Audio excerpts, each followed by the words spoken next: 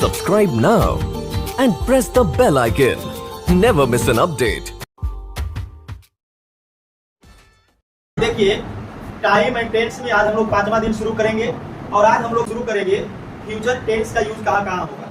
Time and tense में future tense का प्रयोग बहुत कम होगा।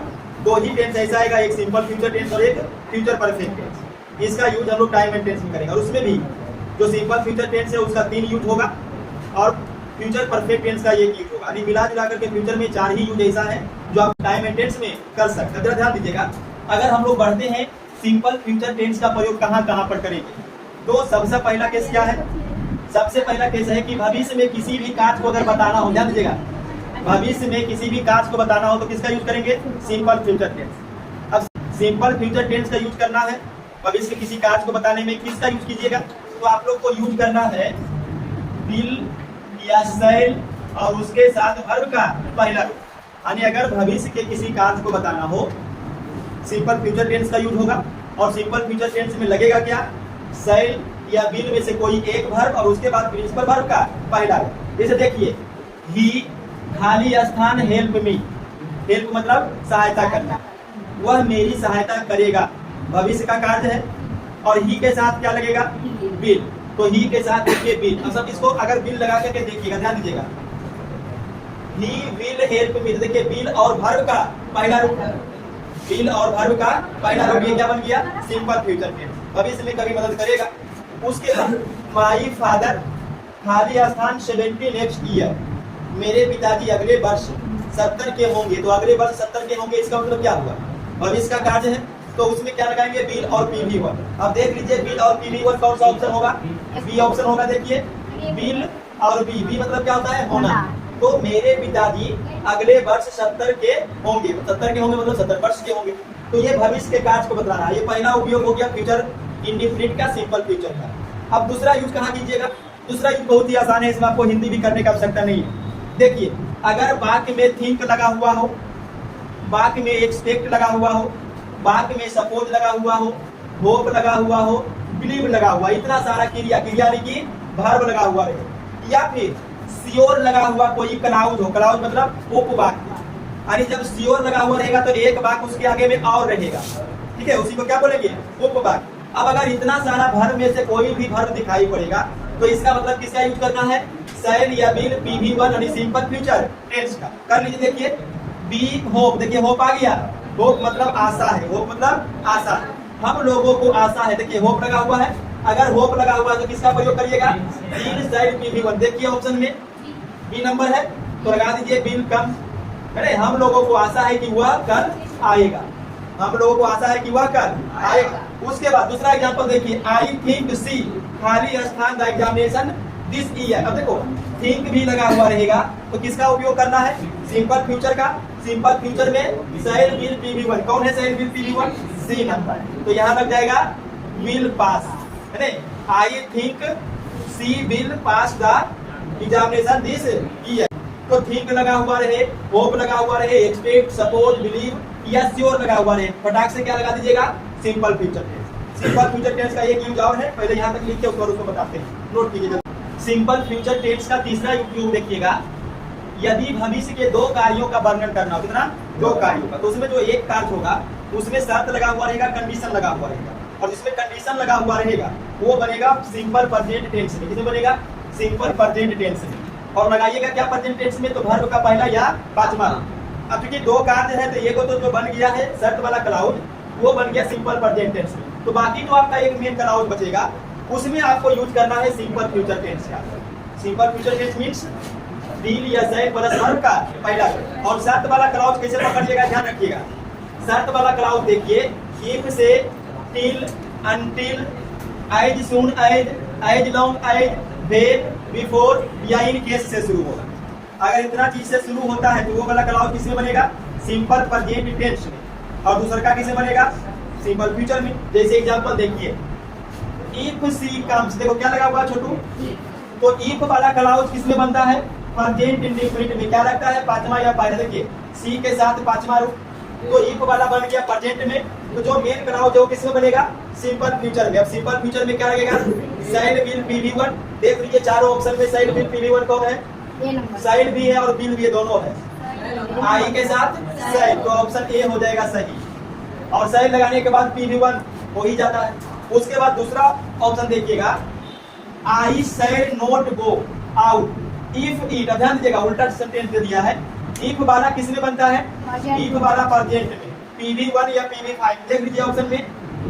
ए नंबर PV5 पे यस लगा हुआ, रेंज दोनों एक ही सेंटेंस। देखिए आई सेल नोट गो, देखिए सेल के साथ गो लगा हुआ है फ्यूचर में, दूसरा का किस में बनेगा? प्रेजेंट में। तो ये आपका हो गया सिंपल फ्यूचर टेंस का उपयोग खत्म। अब फ्यूचर में एक टेंस और है जिसका उपयोग आप करिएगा किसमें? टाइम एंड टेंस में। और वो टेंस फ्यूचर में कौन सा आएगा? Perfect tense. कंटिन्यूअस टेंस का उपयोग टाइम एंड टेंस में नहीं होता है, तो नहीं लिखेंगे उसको। दूसरा देखिए use of future perfect tense. Future perfect tense का भी प्रयोग बहुत कम होता है टाइम एंड टेंस में। केवल वैसा जगह यूज कीजिएगा जो फ्यूचर में यानी भविष्य में निश्चित समय में कार्य को समाप्त हुआ रहेगा, उसको बताना। ठीक है, भविष्य में किसी निश्चित समय में समाप्त हुए कार्य को बताने में किसका यूज करेंगे? फ्यूचर परफेक्ट का। और उसमें देखिएगा तो by plus adverb of time लगा हुआ रहेगा। ऐसा कार्य को बताना हो जो भविष्य में एक निश्चित समय पर समाप्त हो चुकेगा, और ऐसे वाक्यों में क्या रहेगा लगा हुआ? बाई और time period and adverb of time. से देखिए ही लास्ट में देखिए बाई 10 o'clock, यानी बाई के साथ समय सूचक शब्द है लगा हुआ। फिर देखिए बाई इवनिंग, बाई के साथ समय सूचक शब्द। अब इसमें कौन सा टेंस लगाइएगा? Future perfect tense.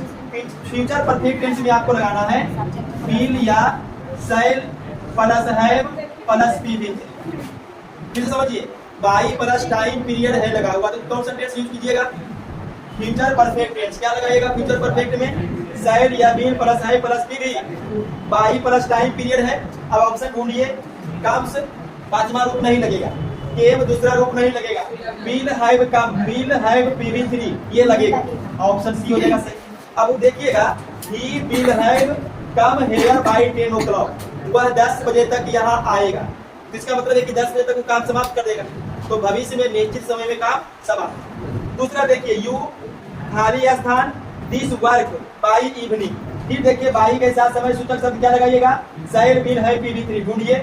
Option A में ही देखिए दिया हुआ है विल हैव फिनिश्ड, यानी you will have finished this work by evening, यानी आपको शाम तक इस काम को समाप्त करना होगा। तो इसमें क्या हो गया? भविष्य में एक निश्चित समय में काम समाप्त हो जाएगा, तो विल हैव PV3 का। तो टाइम एंड टेंस का जो रूल है टेंस के अनुसार से वो खत्म हो गया। अब इसमें कुछ इंपॉर्टेंट पॉइंट है नोट में, उसको आप याद रखिएगा। पहले यहाँ तक लिख लीजिए, उत्तर उसको दिखाते हैं कौन सा नोट्स है।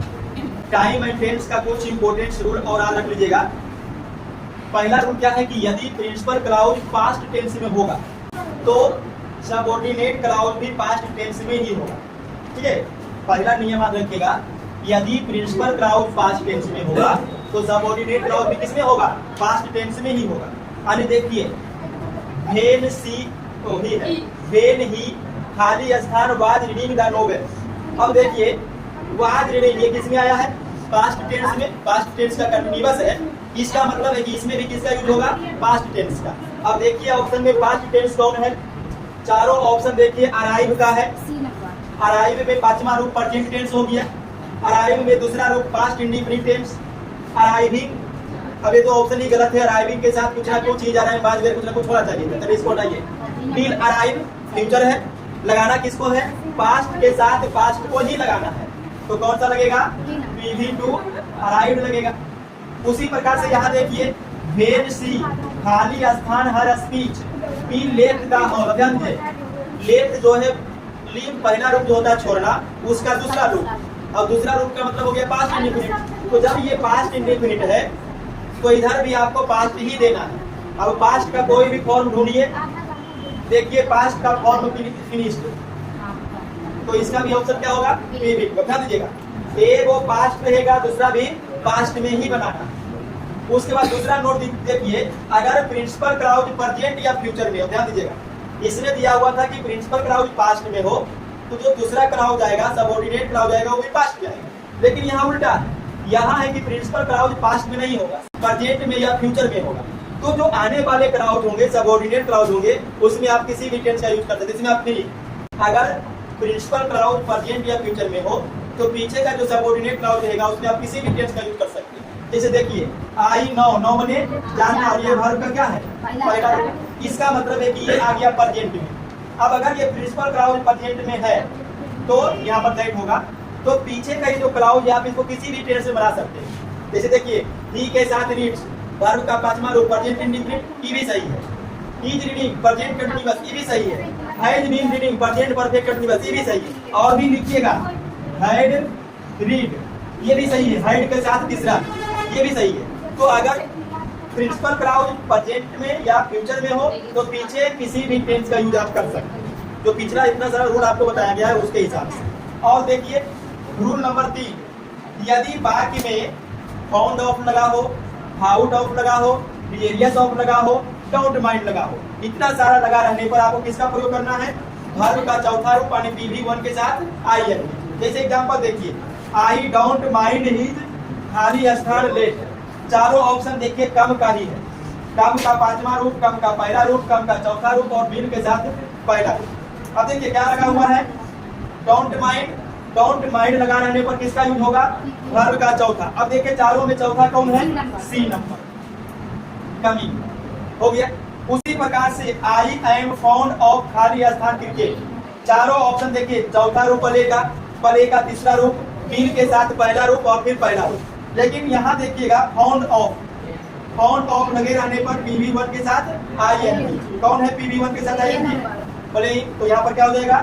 I am found of playing cricket, यहाँ पर प्लेइंग कर दीजिए, हो गया। चलिए यहाँ तक नोट कीजिए। चौथा देखिएगा अगर पैसिव वॉइस का प्रयोग होगा, पैसिव वॉइस कैसे पहचानेगा? अभी वॉइस तो पढ़ाए नहीं आप लोग को, तो थोड़ा सा समझ लीजिएगा। पैसिव वॉइस में प्रायः जो है बाई प्लस एजेंट का प्रयोग किया हुआ रहेगा। पहचानने के लिए बता रहे हैं, बाई प्लस एजेंट का मतलब क्या हुआ? नाउन या प्रोनाउन का ऑब्जेक्टिव केस रहेगा। अरे लास्ट में देखिएगा बाई प्लस नाउन या प्रोनाउन का ऑब्जेक्टिव केस है, समझ जाइए पैसिव वॉइस। और अगर पैसिव वॉइस है तो वर्ब का तीसरा रूप लगा दीजिए। जैसे देखिएगा बाई के साथ मी, तो मी किसका ऑब्जेक्टिव केस है? आई का। तो इसका मतलब है कि ये जो पूरा सेंटेंस है वो पैसिव वॉइस का है। उसी प्रकार देखिए बाई के साथ अस, बी का ऑब्जेक्टिव केस, इसका बी का। तो बाई के साथ बी का ऑब्जेक्टिव केस मतलब बाई प्लस एजेंट है, पैसिव वॉइस है, किसका यूज कीजिएगा? वर्ब का तीसरा। अब देखिए सब सभी ऑप्शन में चौथा रूप, हैज के साथ पहला रूप और तीसरा रूप, तो लगा दीजिए बीटेन, हो गया। उसके बाद देखिए यू हैव बीन, खाली स्थान बाई यस, पैसिव वॉइस में तीसरा रूप देखिए ए नंबर, मान दीजिए A number. Clear? Time and tense पूरा समाप्त हो गया।